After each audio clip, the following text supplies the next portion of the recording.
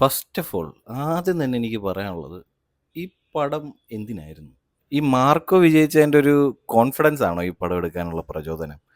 എനിക്ക് മനസ്സിലാവുന്നില്ല. കാര്യം ഇങ്ങനൊരു പടം എടുത്തു വെച്ചത് കൊണ്ട് എന്താണ് ഉദ്ദേശിക്കുന്നത്? മാർക്കോയിന്ന് തുടങ്ങി KGF-ലോട്ട് പോയി പുഷ്പയിലൊരു അവസാനം. ഇത് മൂന്നിൻ്റെ ഒരു സങ്കരയനം. അതാണ് ഈ പടം. അല്ലാതെ ഈ പടത്തിന് എന്താ പറയുക, സ്റ്റോറി എന്ന് പറയാൻ വലുതായിട്ടില്ല. എനിക്ക് ഒട്ടും ഇഷ്ടപ്പെട്ടില്ല. പിന്നെ രവി ബാസ്രർ അളിയൻ എന്താ ഉദ്ദേശിച്ചേക്കണേ? അളിയന് ഇപ്പോഴും എന്താ പറയുക, KGF-ന്ന് മാറി മാർക്കോയിലോട്ട് വന്ന് ഇതിൽ മാർക്കോയിൽ ആ BGM തന്നെ ഇട്ടങ്ങ് വെറുപ്പിക്കുന്ന പോലെ എനിക്ക് തോന്നി. കാര്യം മാർക്കോയിലെ BGM-ന്റെ കുറേ ടച്ച് ഉണ്ട് ഇതിനകത്ത്. KGF-ന്റെ BGM-ൽ കുറേ ടച്ച് ഉണ്ട് ഇതിനകത്ത്. ആള് എന്താ പറയുക, ഒരേ ടെംപ്ലേറ്റിലുള്ള സോങ് തന്നെ BGM തന്നെ ഇട്ട് വേറെ തിരിച്ച് മാറി തിരിച്ചൊക്കെ ഇട്ടങ്ങ് ചെയ്തേക്ക്. പടത്തിൽ ത്രൂ ഔട്ട് BGM മാത്രമേ ഉള്ളൂ. സത്യം പറയാലോ, BGM മാത്രമേ ഉള്ളൂ പടത്തിൽ. അത് കൊള്ളത്തില്ലെന്നൊന്നും അല്ല ഞാൻ പറയുന്നത്. പക്ഷേ ആവർത്തന വിരസത എന്ന് പറഞ്ഞൊരു സാധനം ഉണ്ടല്ലോ, നമുക്ക് റിപ്പീറ്റ് ചെയ്ത് അത് കേട്ടോണ്ടിരിക്കുമ്പോൾ നമുക്ക് ഭയങ്കരമായിട്ട് ബോറടിക്കും. ഈ സാധനം ശരിക്കും പറഞ്ഞാൽ തലവേദന എടുക്കും. ഞാൻ എന്താ പറയുക, ഇന്നലെയാണ് സിനിമ കണ്ടത്. ഫസ്റ്റ് ഡേ പോയി കണ്ട് എനിക്ക് ഒരു ദിവസം വേണ്ടി ഒന്ന് റിക്കവർ ആവാൻ. സത്യം പറയല്ലോ, എനിക്ക് ഒരു ദിവസം വേണ്ടി വന്നു. ആ തിയേറ്ററിൽ നിന്ന് നല്ല സൗണ്ടൊക്കെ ഉള്ള നല്ല ഇതുള്ള നമ്മുടെ ഷേണോയ്സ് ഇല്ലേ, ഷേണോയ്സിൽ നിന്നാണ് ഞാൻ കണ്ടത്. നല്ല സൗണ്ടും നല്ല സ്ക്രീനും കിടിലൻ ഒരു ഒരു ഒരു മൾട്ടിപ്ലക്സ് ആണ് ഈ ഷേണോയ്സ്. അപ്പോൾ അവിടെ നിന്ന് കണ്ടപ്പോൾ ഈ എന്താ പറയുക, നല്ല ഓഡിയോ ക്ലാരിറ്റി കിട്ടുന്ന ഒരു തിയേറ്റർ ആയതുകൊണ്ടായിരിക്കണം എനിക്ക് സത്യം പറഞ്ഞ അവസാനം ഇപ്പോൾ തലവേദനയായി. ഒരു ദിവസം എടുത്ത് ഞാൻ റിക്കവർ ആവാൻ. ഈ അത്രയ്ക്കും എന്താ പറയുക, BGM എവിടെ ഇരുന്നാലും BGM, നായകൻ ചിരിച്ച BGM, ഒരു സൈഡ് റോൾ വന്ന BGM, ഒരാൾ നടന്നു പോയ BGM, ആന വരുമ്പോൾ BGM, ആനയെ കൊല്ലുമ്പോൾ BGM. രവി ബാസ്രറിന്റെ ഒരു BGM കളി, അല്ലാതെ ഈ പടത്തിൽ വേറൊന്നും പറയാനില്ല.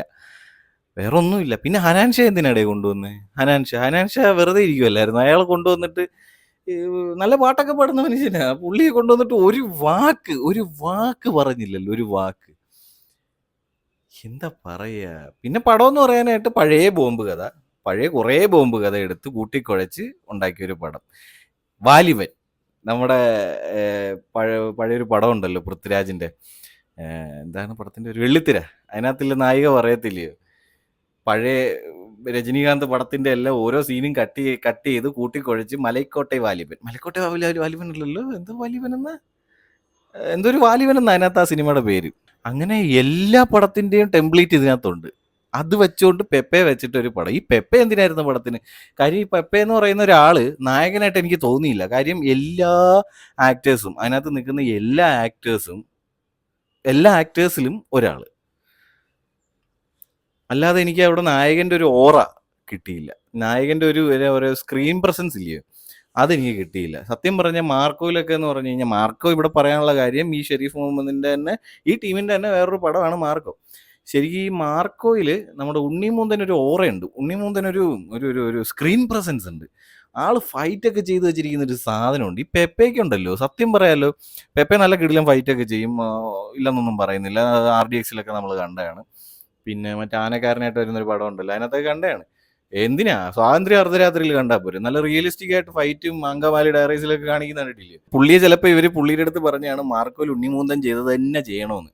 അപ്പൊ അത് ചെയ്യാനായിട്ട് ആളുടെ ഒരു സ്മിർക്കുണ്ട്. ഇടയ്ക്ക് ഇങ്ങനെ നിന്നിട്ട് ചിരിക്കുക, അവിടെ ഇരുന്നിട്ട് ഇങ്ങനെ ഇരുന്ന് ചിരിക്കുക, ഒരു സൈഡിൽ മാറി നിന്നിട്ട് ചിരിക്കുക, ഒരു ഫൈറ്റ് കഴിഞ്ഞിട്ട് മരത്തിന്റെ ചോട്ടി ഇരുന്നിട്ട് ചിരിക്കുക. എന്തുവാടേ ഇത്? ആണ് പുള്ളിയെ കാണാൻ കൊള്ളൂലെന്നൊന്നും പറയുന്നില്ല. ഒരു നായകന്റെ എല്ലാം ഉണ്ട്. പക്ഷെ ഇവർക്കത് ക്യാപ്ചർ ചെയ്യാൻ പറ്റിയിട്ടില്ല. സത്യം പറയാലോ, ഇവർക്കത് ക്യാപ്ചർ ചെയ്യാൻ പറ്റിയിട്ടില്ല. പുള്ളിക്കാരന് ഓറ ഇല്ലാത്തതാണോ അത് ഇവർ ക്യാപ്ചർ ചെയ്യാൻ പറ്റാത്തതാണോ എന്നുള്ളൊരു കൺഫ്യൂഷനിലാണ് ഞാനിപ്പോൾ. പക്ഷെ സ്ക്രീൻ പ്രസൻസ് ഒട്ടും ഇല്ലായിരുന്നു. പുള്ളിയെക്കാളും സ്ക്രീൻ പ്രസൻസ് എനിക്ക് ഇയാൾക്ക് തോന്നി, നമ്മുടെ ജഗദീഷിന് തോന്നി. പിന്നെ കബീർ ദുൻഹ, അങ്ങനെയല്ലേ പേര്? പുള്ളി നല്ല സ്ക്രീൻ പ്രസൻസാ. ആളുടെ ഒരു പകുതി സ്ക്രീൻ പ്രസൻസ് പോലും നായകനില്ല. ഇപ്പോൾ നമ്മുടെ ഉണ്ണിമുന്തൻ മാർക്കോയിൽ ചെയ്തപ്പോൾ പുള്ളി വരുമ്പോഴും പുള്ളിക്കൊരു സ്ക്രീൻ പ്രസൻസ് ഉണ്ട്. അതുപോലെ തന്നെ അവിടെ തന്നെ അതേപോലെ തന്നെ മാർക്കോയില് ഉണ്ണിമുന്തനും ഉണ്ട്. പക്ഷെ ഇവിടെ എന്ന് പറഞ്ഞാൽ ആള് വരുമ്പോൾ ബാക്കി എല്ലാവരും സൈഡായി പോവാ. അതുപോലെ തന്നെ കുറെ ക്യാരക്ടേഴ്സ് ഉണ്ട്. ആൾക്കാർ വരുമ്പോൾ ഈവൻ ഹനാൻ ഷായ്ക്ക് പോലും ഒരു സ്ക്രീൻ പ്രസൻസ് ഉള്ള പോലെ എനിക്ക് തോന്നി. പക്ഷെ പുള്ളിയെ കൊണ്ട് ഊമയാക്കി കളഞ്ഞു, ഒരു ഡയലോഗ് പോലും കൊടുത്തില്ല. ആ ഒരു ഓറ പോലും നമ്മുടെ പെപ്പയ്ക്ക് എനിക്ക് ഉള്ളതായിട്ട് തോന്നിയിട്ടില്ല ഈ പടത്തിൽ. പിന്നെ എടുത്തു പറയേണ്ട കാര്യം ചവറ് പോലെ ക്യാരക്ടേഴ്സാ. ചവറ് പോലെ പടത്തിൽ ത്രൂ ഔട്ട് ക്യാരക്ടേഴ്സ്. എന്തിനാ ഇത്രയും ക്യാരക്ടേഴ്സിനെ അവിടെ കൊണ്ടുവന്നേ? ഒരു ഐഡിയ ഇല്ല. അവരവിടെ ഇല്ലെങ്കിലും ഈ പടത്തിനൊന്നും സംഭവിക്കാൻ പോകുന്നില്ല. എന്താ പറയാ പിന്നെ?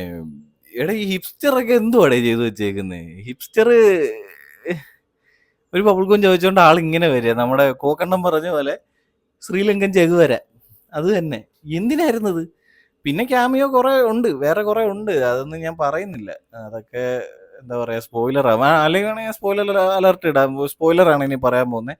ഇനി സിനിമ കണ്ടിട്ടില്ലാത്തവർ ഇവിടെ നിന്ന് കാണണ്ട. സ്പോയിലർ ഞാൻ പറഞ്ഞുതരാം. ഒന്ന്, അൽഫോൺസ് പുത്രൻ. പുള്ളി എന്തിനായി പടത്തിൽ കൊണ്ടുവന്നൊരു ക്യാമിയോ കൊടുത്തേ? വാഴയ്ക്കകത്ത് റോള് കൊടുത്തോണ്ടോ? അല്ലെങ്കിൽ നമ്മുടെ വേറെ ഏതൊരു പടത്തിനകത്ത് വന്നല്ലോ, സർവമായിക്കകത്ത് പുള്ളി ഒരു റോള് ചെയ്തായിരുന്നു, അത് കണ്ടോണ്ടോ? അതോ പിന്നെ എന്തിനാ പുള്ളിക്ക് റോള് കൊടുത്തേ? പുള്ളി അവിടെ ഇല്ലായിരുന്നെങ്കിൽ ഒന്നും സംഭവിക്കില്ല. അവിടെ വേറെ ആരെങ്കിലും കൊണ്ടുവച്ചാലും ഒരു കുഴപ്പമില്ല. പുള്ളി എന്തിനാ അതിനകത്ത് കൊണ്ടുവന്നേ? ഇതിനകത്ത് മെയിൻ വില്ലൻ അത് ലോകേഷ് കനകരാജാണ്, വേറൊന്നുമല്ല. ലോകേഷ് കനകരാജ് ലോകേഷ് കനകരാജ് അവതരിപ്പിക്കുന്നൊരു ക്യാരക്ടർ, അതാണ് ഇതിനകത്തെ മെയിൻ ടോപ്പിലിരിക്കുന്ന ഇവരുടെയൊക്കെ ലോഡ്, ഇവരുടെയൊക്കെ എന്താ പറയുക, മെയിൻ ആള്, മെയിൻ വില്ലൻ. അപ്പോൾ പുള്ളി ഇതിനകത്ത് ലാസ്റ്റ് റിവീൽ ചെയ്തു. ശരിക്കും പറഞ്ഞാൽ റോളക്സ് പോലെ ഒന്ന് റിവീൽ ചെയ്യാൻ നോക്കിയതാണ്. അത് ലോകേഷിന് തന്നെ കഴിഞ്ഞിട്ടില്ല ഇതുവരെ ചെയ്യാൻ. സത്യം പറഞ്ഞാൽ അതേപോലെ ആക്കാൻ നോക്കി. സത്യം പറയാലോ, ആ താടിയും മുടിയും എല്ലാം കൂടെ വെച്ചുകൊണ്ട് ആളൊരു ഒരു വൃത്തിയില്ല, ഒരു വൃത്തിയില്ലാത്തവൻ, ഒരു വൃത്തിയില്ലാത്ത ഒരു ക്യാരക്ടർ. എനിക്കത് ഇഷ്ടപ്പെട്ടതേ ഇല്ല. ആ മുടിയും താടിയും ഒന്ന് ഒതുക്കി അല്ലെങ്കിൽ ബ്രെയ്ഡ് ചെയ്ത് എന്തെങ്കിലും ചെയ്ത് നിട്ടിരുന്നെങ്കിൽ കാണാൻ ഒരു മെനയുണ്ടായിരുന്നേനെ. ഇത് ഒരുമാതിരി ആരാണ്ട് പറഞ്ഞ പോലെ പിച്ചക്കാരന് കോട്ടിട്ട പോലെ, അത് തന്നെ, പിച്ചക്കാരന് കോട്ടിട്ട പോലെ ഒരു ക്യാരക്ടർ. അതും വെളുത്ത കോട്ടടേ. എനിക്ക് വിഷമം വരുന്നു കണ്ടിട്ട്. ആ സമയത്ത് ഞാൻ അയ്യെന്നായിപ്പോയി. അത് ഇതിനാണോ ഞാൻ ഇവിടെ വെയിറ്റ് ചെയ്ത് നിന്നതെന്നായിപ്പോയി. ഒരു ഇമ്പാക്റ്റ് ഇല്ല. പിന്നെ ലാസ്റ്റ് ഒരു പോസ്റ്റ് ക്രെഡിറ്റ് സീൻ ഉണ്ട്, അതൊന്നും ഇല്ല. ലോർഡ് മാർക്കോയുടെ ഇനി അടുത്ത പടം വരാൻ പോവാണ്.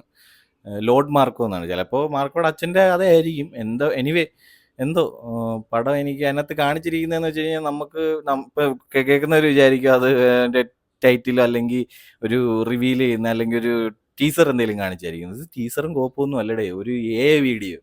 ആ വീഡിയോ എടുത്ത് എന്തിനാ ഇങ്ങനെ കാണിച്ചേക്കുന്നത്? വല്ല ആവശ്യം ഉണ്ടായിരുന്നു?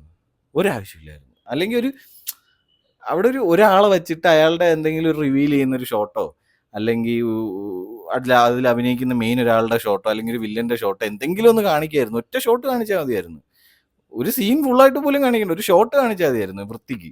ഇതൊരു വീഡിയോ കാണിച്ചേക്കുന്നതേ. വന്നെന്നും പറഞ്ഞ് ഈ അവരാധം സിനിമയിലേക്കകത്ത് കാണിക്കാനാണോ വെച്ചേക്കുന്നത്? ഒരു കൊണ്ടുള്ള ഉപയോഗം, കൊണ്ട് മുഴുവൻ സിനിമ വരെ എടുക്കാം. പക്ഷേ കൊണ്ടുള്ള മെയിൻ ഉപയോഗം എന്ന് വെച്ചാൽ ഇങ്ങനെയുള്ള പടങ്ങളിൽ മെയിനായിട്ട് ഉപയോഗിക്കേണ്ടതെന്ന് വെച്ച് കഴിഞ്ഞാൽ ഒരു സീനിനെ എലവേറ്റ് ചെയ്യാൻ ഉപയോഗിക്കുക.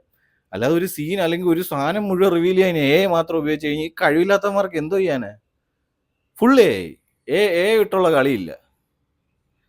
തുടക്കം മുതലേ കാണിക്കുന്നത്. ഒന്നും പറയാനില്ല. എല്ലാവരും പറയുന്ന പോലെ തന്നെ എനിക്കും പറയാനുള്ളത്, കാട്ടാളൻ, വൃത്തികെട്ട പടം.